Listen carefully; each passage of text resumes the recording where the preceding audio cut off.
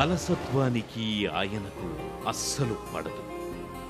నిర్లక్ష్యం నీడ దరిచేరదు. మాటలతో కోటలు కట్టడం, కాలయాపనతో లక్ష్యాలను వెనక్కి నెట్టడం తెలియనే తెలియదు.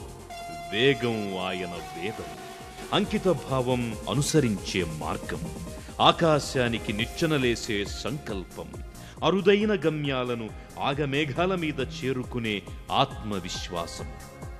7 పదులు దాటిన వయస్సులోనూ ఉరకలేసే మనసుతో ప్రగతి పట్టాలపై ఆనందాల రైలును పరుగులు తీయిస్తున్న ఆయనే మెట్రో మ్యాన్ శ్రీధరన్. ఆ కృషీవలుని జీవిత గమనం మాటలకందని స్ఫూర్తి పాఠం.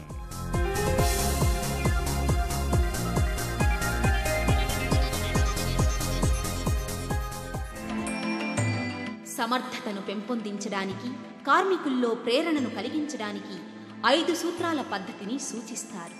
అవి చిత్తశుద్ధి, వృత్తి నిపుణతలో పోటీ, వేగంగా నిర్ణయాలు తీసుకోవడం, ఆరోగ్యంగా ఉండటం, సమయపాలన. అది 1963. రామేశ్వరం వద్ద సముద్రం పోటెత్తింది. అలలు భీకరంగా ఎగిశాయి. ఆ తాకిడికి పంబన్ బ్రిడ్జి దెబ్బతింది. ఘోర రైలు ప్రమాదం, 100 మంది మరణించారు. తమిళనాడుకు రవాణా సౌకర్యం లేకుండా పోయింది. హుటాహుటిన సమావేశమైన అధికారులు 6 నెలల్లో బ్రిడ్జి నిర్మాణం పూర్తి చేయాలని నిర్ణయించారు. అందుకోసం ఏర్పాటైన ఉన్నత స్థాయి బృందం 3 నెలల్లోనే పని పూర్తి చేస్తామని హామీ ఇచ్చింది. ఆ గురుతర బాధ్యతను ఓ యువ ఇంజనీర్కు అప్పగించింది. అది పురాతన బ్రిడ్జి. ఎప్పుడో బ్రిటిష్ వారు నిర్మించారు. దాని పునరుజ్జీవనం మాటలు కాదు. అయినా దృఢ చిత్తంతో పనులు ఆరంభమయ్యాయి. 46 రోజులు పూర్తయ్యేటప్పటికీ ఆ బ్రిడ్జిపై రైళ్లు దూసుకుపోయే పరిస్థితులు ఏర్పడ్డాయి.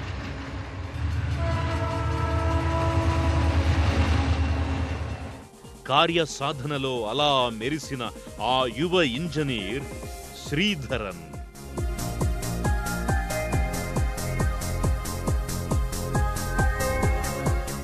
అతడు సాధించిన విజయానికి రైల్వే మినిస్టర్స్ అవార్డు అందుకున్నాడు.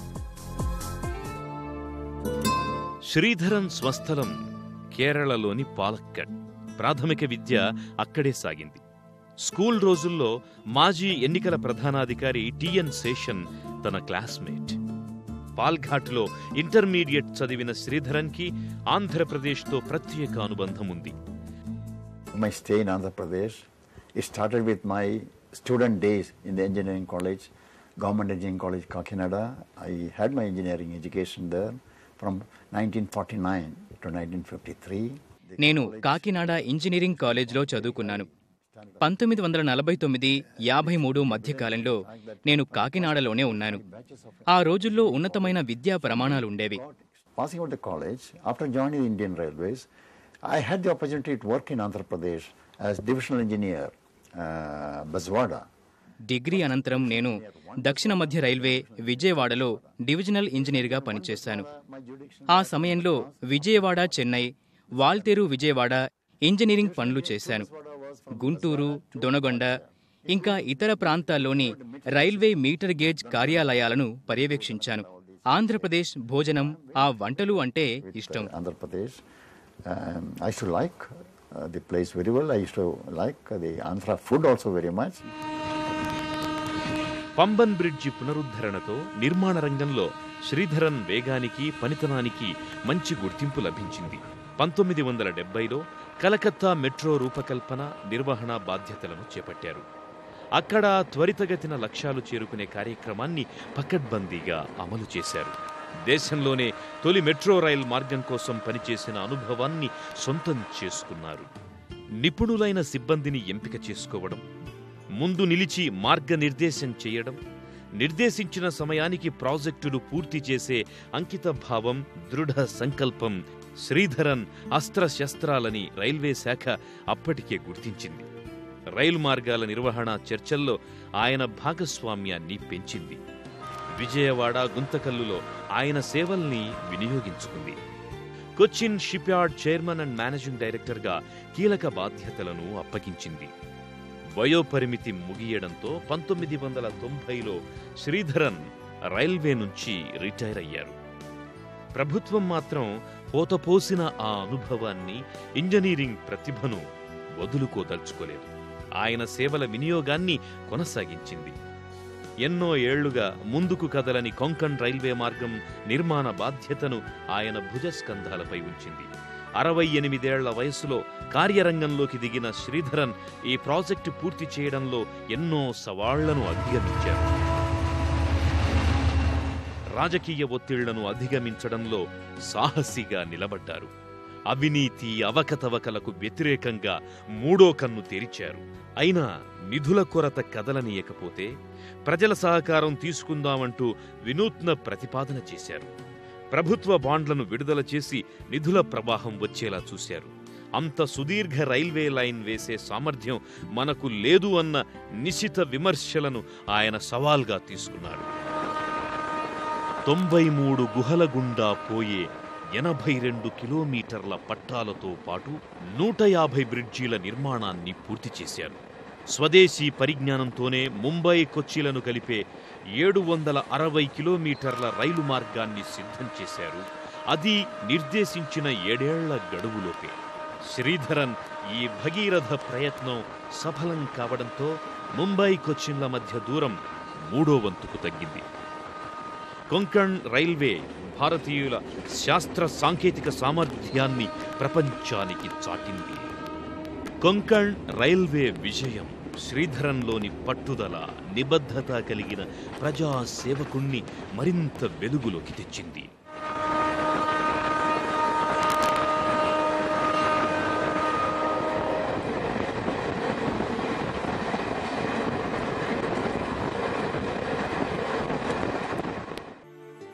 కొన్ని నెలలకే ఢిల్లీ మెట్రో రైల్ ప్రాజెక్టులో పనిచేసేందుకు నడుం కట్టాల్సిందిగా పిలుపొందింది. అప్పటికే పనుల ప్రస్థానంలో ఎన్నో ఒత్తిళ్లను చవిచూసిన శ్రీధరన్ తనకు ప్రత్యేక అధికారాలు ఇవ్వాలని కోరారు. సిబ్బంది నియామకం, వృత్తి నైతికతను పెంపొందించడం, ఆర్థిక నిర్ణయాల్లో తనది కీలక పాత్ర కావాలి అని అడగడం జరిగింది. పనిని దైవంగా భావించి లక్ష్య సాధనలోనే ఆనందాన్ని పొందే ఆయన తీరు తెలిసిన ప్రభుత్వం తక్షణమే అందుకు అంగీకరించింది. ఢిల్లీ మెట్రో ప్రాజెక్టు ఎండీగా ఆయన నియామకాన్ని ప్రకటించింది. భారతదేశ రాజధాని బంగారు భవిష్యత్తును కలగని నిజం చేసేందుకు ఉపక్రమించారు. జన సమ్మర్దంతో కిక్కిరిసిన ఢిల్లీ నివాస ప్రాంతాలను ఖాళీ చేయించి డిజైన్కు అనుగుణంగా మార్గం సుగమం చేసుకోవడమే పెద్ద పని. ఆరంభంలోనే కొన్ని వివాదాలు, ఆపై 400 పైచిలుకు కేసుల నమోదు. అయినా పనుల నిలిపివేత వంటివి జరగకుండా శ్రీధరన్ మెలకువగా వ్యవహరించారు. ట్రాఫిక్తో జనజీవనం అస్తవ్యస్తం కాకుండా ఢిల్లీ పోలీస్, ఐఐటి ఢిల్లీ సహకారంతో ప్రత్యామ్నాయాలు అన్వేషించారు. సువిశాలమైన కొత్త రోడ్ల ఏర్పాటుకు పచ్చ జెండా ఊపారు. ప్రాజెక్టు కోసం కూల్చిన ఒక్కో చెట్టుకి బదులుగా 10 మొక్కలు నాటారు.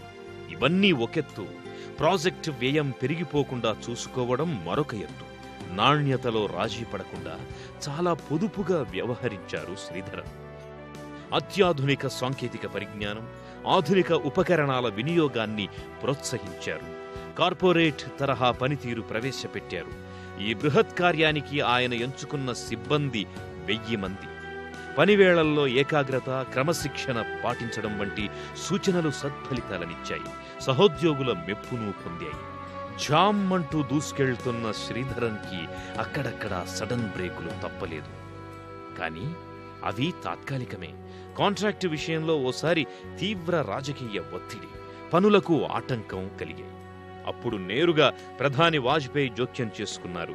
శ్రీధరన్కు మద్దతిచ్చి చలో సాగిపోమ్మన్నారు. Time is money. Metro rail నిర్మాణంలో అలసత్వం బడ్జెట్ను పెంచే దిశగా వెళుతోంది. సమయం వృధా చేయడం వల్ల సామాన్య ప్రజానికానికి ఇబ్బందులేర్పడతాయి. ప్రభుత్వంలోని పెద్దలు, రాజకీయ నాయకులు ఇందులో తలదూర్చరాదు. ఇంజనీర్లు సక్రమంగా మెట్రో రైలు పనులు చేసుకోవడానికి సహకరించాలి. అనుకున్న సమయంలో ప్రాజెక్టు పూర్తయితే ప్రజలకు ఎంతో సౌకర్యవంతంగా ఉంటుంది. అదే సమయంలో కాంట్రాక్టర్లు స్వలాభం చూసుకోకుండా ప్రజల సంక్షేమం దృష్టిలో ఉంచుకుని ప్రాజెక్టును త్వరగా పూర్తి చేయాలి. At the bureaucratic level, engineers should be allowed to do their work properly. That's all what is needed.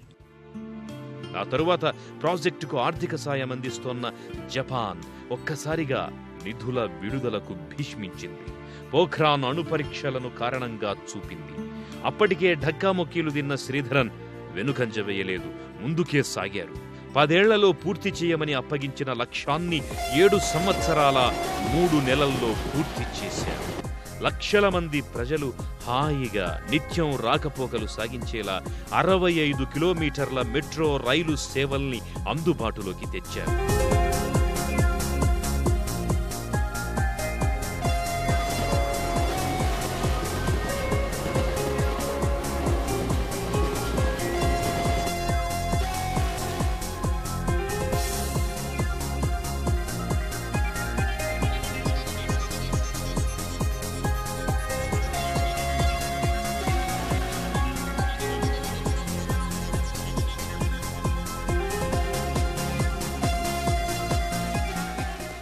ఒక పని పూర్తి చేసే క్రమంలో స్వావలంబన దిశగా అడుగులు పడాలి అంటారు శ్రీధరన్.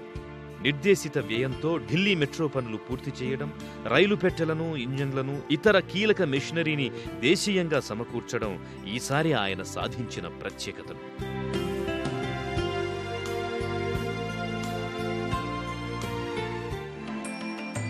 అనుకున్న సమయానికి లక్ష్యాలను పూర్తి చేయడాన్ని ప్రోత్సహిస్తారు.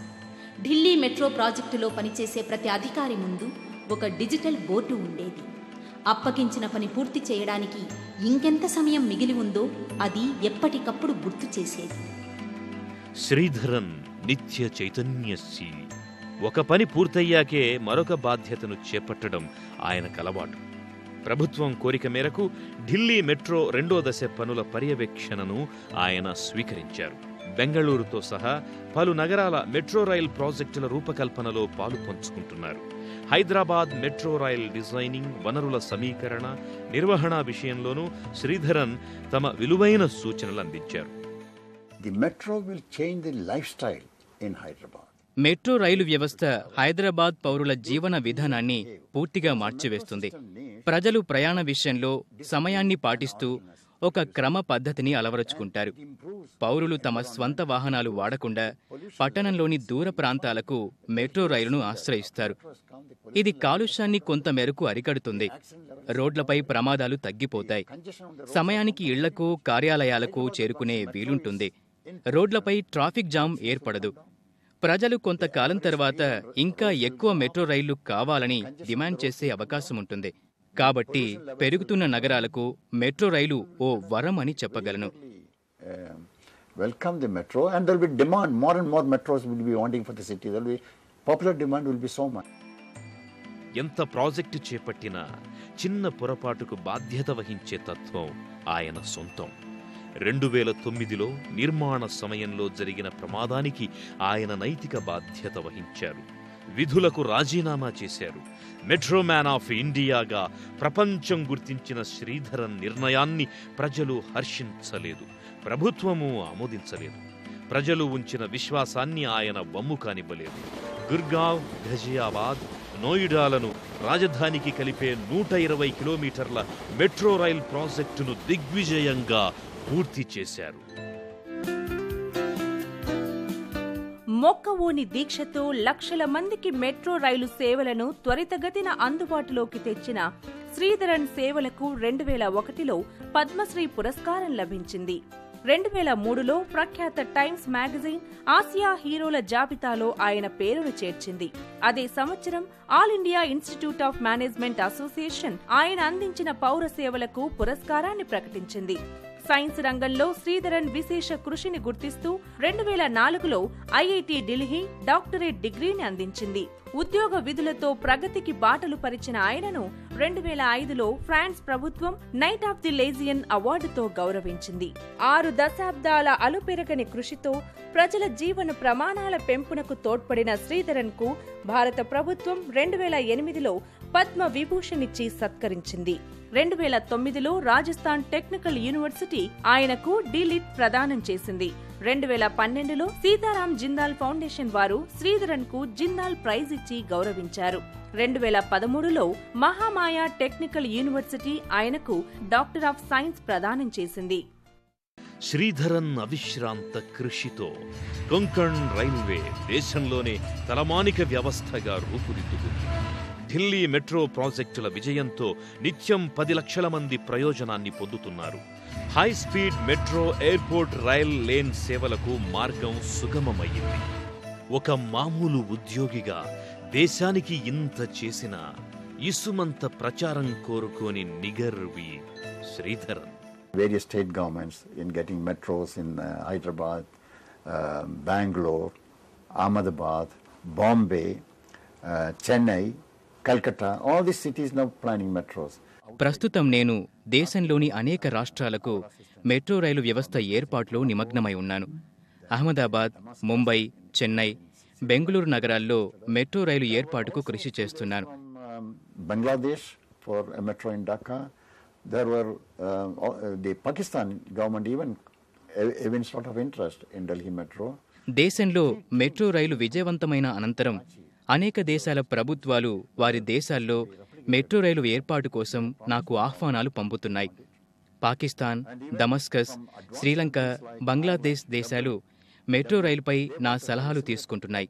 Elevated system, because ours is one city where we have gone for the elevated metro system in a fairly big way, and that has shown the way to make the system a viable system.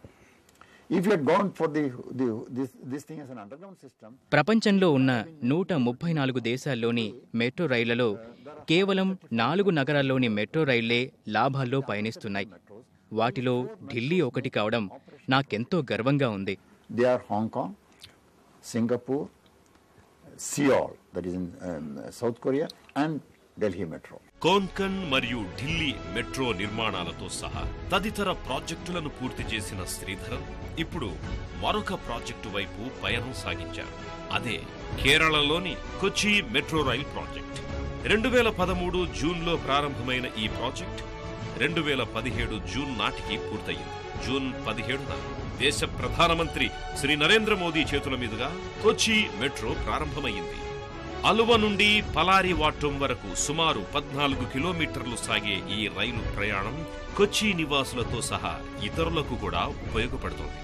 ఎన్నో అడ్డంకులను అధిరోహించి శ్రీధరన్ కొచ్చి మెట్రోని ప్రజల కోసం అందించడం ఓ గొప్ప కార్యమే.